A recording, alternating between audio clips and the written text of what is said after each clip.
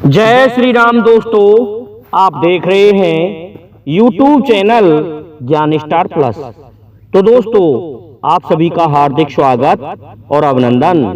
दोस्तों, आज हमने आपके लिए कमेंट चुना है श्रीमान कृष्णपाल अहिरबार, गाड़बारा, नरसिंहपुर, मध्य प्रदेश का। और ये लिखते हैं कि 16 गज का बना घाघरा, 80 गज को नारो, 22 ठोर को बन्यो घाघरो, 22 ठोर उघार्यो। दोस्तों, बहुत ही सुंदर कमेंट है श्रीमान अहिरबार जी का, और मैं इनके इस कमेंट का उत्तर खोज रहा हूं, और कमी रह जाए तो अहिरबार जी दोबारा से मुझे कमेंट कर देना। मैं आपके कमेंट का उत्तर जरूर दूंगा, जहां तक है मैं कोशिश कर रहा हूं। तो दोस्तों, जो भाई हमारे चैनल पर नए हैं, वे भाई हमारे चैनल को सब्सक्राइब जरूर कर दें। तो देखिए शाब्दिक अर्थ के 16 गज का बना घाघरा। अब 16 गज जैसा कि हम गज फुट इंच की माप लगाते हैं, नाप लगाते हैं। 80 गज को नारो, और उसका जो नारा है वो 80 गज का है। 22 ठोर को बन्यो घाघरो, कोई ऐसा स्थान है कि उस स्थान पर ही वह घाघरा बनाया जाता है। 22 ठोर उघार्यो। दोस्तों, सबसे बड़ी समस्या है कि पहनने वाले का घाघरा उसी जगह पर उघाड़ दिया। देखते हैं कहां उगाड़ दिया, किसने उगाड़ा। होता क्या है कि कहते हैं कि माता पार्वती जल लेने के लिए समुद्र में गई, लेकिन समुद्र बड़ा मजाकिया निकला और उसने कुछ माता पार्वती से कह दिया। इस कारण से माता पार्वती नाराज हो जाती हैं और आ जाती हैं भगवान भोलेनाथ के पास, फेंक देती हैं मटकी, कहती हैं कि या तो समुद्र का मंथन कर दो, समुद्र को अहंकार हो गया है, या फिर आप सुन लीजिए, मैं तुम्हें छोड़ के समुद्र के घर में जा रही हूं। भगवान भोलेनाथ कहने लगे, ये क्या विपत्ति आ पड़ी भाई, गजब हो गया। तो भगवान भोलेनाथ ने दैत्य और दानवों को यह संदेश पहुंचाया कि आप सभी की भलाई के लिए आप सभी को समुद्र मंथन करना है। दोस्तों, दैत्य और दानवों में युद्ध हुआ था। उस समय दैत्य और देवताओं में युद्ध हुआ था। उस युद्ध में देवता इतने असहाय हो गए थे कि समुद्र में जाके छुप गए थे, फिर भी राक्षस इनका पीछा नहीं छोड़ रहे थे। और दोस्तों, देवताओं का जो यज्ञ कर्म आदि से जो भाग प्राप्त होता है वह बंद कर दिया गया राक्षसों के द्वारा। यज्ञ आदि कर्म सभी बंद हो गए, धार्मिक पूजाएं बंद हो गईं। अब तो देवता बेचारे छुपे छुपे डोल रहे थे, घाघरे में घुस गए। दोस्तों, भगवान भोलेनाथ का घाघरा, वो समुद्र था ना, वो भगवान भोलेनाथ का ही घाघरा था, उसमें छुप गए थे। संदेश पाकर के बाहर निकले, भाग जाते हैं भगवान विष्णु के पास, क्षीर सागर में देवता। और भगवान विष्णु ने यही कहा था कि कैसे भी भोलेनाथ को मनाइए, समुद्र मंथन हो जाना चाहिए। तो दोस्तों, ये कई बहाने मिले थे समुद्र मंथन के। जब दैत्य और देवताओं ने समुद्र मंथन किया तो 16 गज का घाघरा क्या कहलाया। दोस्तों, वो जो समुद्र था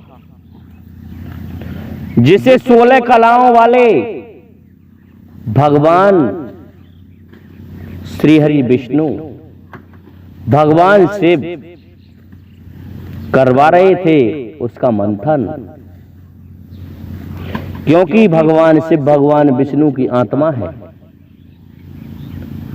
और 80 गज का नाड़ा। अब देखिए ये और भी अच्छी बात है,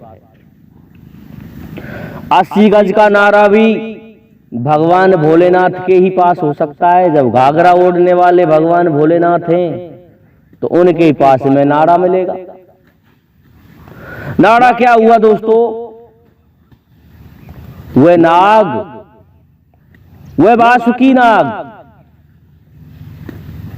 वह शेषनाग, वह वासुकी नाग, जिसको भगवान भोलेनाथ अपने गले में धारण किए हुए हैं। और उससे कहा कि आप तैयार हो जाइए, आपको रस्सी के रूप में काम में लिया जाएगा। कहने लगे जैसे प्रभु की आज्ञा, जैसा प्रभु का आदेश, मैं काम आ जाऊं प्रभु के। और दोस्तों उठा लिया गया मलयागिरी मदराचल पर्वत को। कहते हैं मदराचल पर्वत की रैया लिए रतन निकार। तो दोस्तों मदराचल पर्वत को काम में लिया गया रई के रूप में मथने के लिए। और समुद्र मंथन शुरू होता है। तो देखिए दोस्तों, बाई ठौर को बन्यो घाघरो, बाई ठौरो गायरो। क्या बना हुआ था उस स्थान का? घाघरा। घाघरा क्या हुआ? समुद्र। और बाई ठौर उगारो, अर्थात उसी स्थान पर उगारा जा रहा है। क्या किया जा रहा है? उसका मंथन किया जा रहा है। देवता और दानव मिलकर के मंथन कर रहे हैं समुद्र का, जिसमें से नाना प्रकार के रत्न निकल रहे हैं। जो भी वस्तु निकलती, तय हुआ था कि आधा आधा बंटवारा होगा देवता और दानवों में। तो दोस्तों निकलते गए रत्न, निकलते गए। अंत में कहते हैं कि बीच में विष निकल आया। और वह विष कैसा विष था? जिसे जहां भी रख दें तो संसार में अग्नि ही अग्नि प्रज्वलित हो जाती। उस अग्नि के कारण सभी परेशान हो गए। तो भगवान शिव ने उसे अपने कंठ में धारण किया, विष का पान कर गए भगवान भोलेनाथ। इस प्रकार से उस अग्नि से भगवान स्वयंभू अर्थात अपने आप प्रकट होने वाले भगवान शिव ने बचा लिया दोस्तों। तो 80 गज लंबाई किसकी हुई? 80 गज का नाड़ा हुआ दोस्तों वह शेषनाग।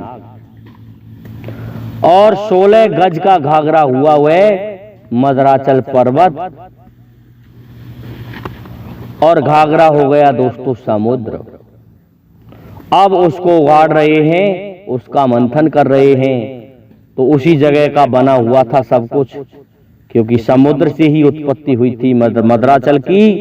और समुद्र से ही उत्पत्ति उस पृथ्वी से ही हुई है शेषनाग की। इस प्रकार से ये एक ही स्थान पर से सभी पैदा हुए हैं। और इन सभी ने मिलकर के उसको उगाड़ दिया, उस घाघरे को, अर्थात समुद्र को नंगा कर दिया दोस्तों। निकाल दिया सभी रत्नों को, वो नंगा हो गया। तो श्रीमान अहिरवार जी, आपकी ये पहेली यहां लगती है। मैं समझता हूं आपको हमारा ये वीडियो पसंद आया होगा। इसलिए आप सभी से मेरा निवेदन है कि हमारे इस वीडियो को लाइक, शेयर और सब्सक्राइब कीजिए। साथ ही बेल आइकन को भी प्रेस कर दीजिए, जिससे कि आने वाले वीडियो का नोटिफिकेशन आपको मिलता रहे। दोस्तों जय हिंद, जय भारत, जय जय श्री राधे, जय जय श्री राम।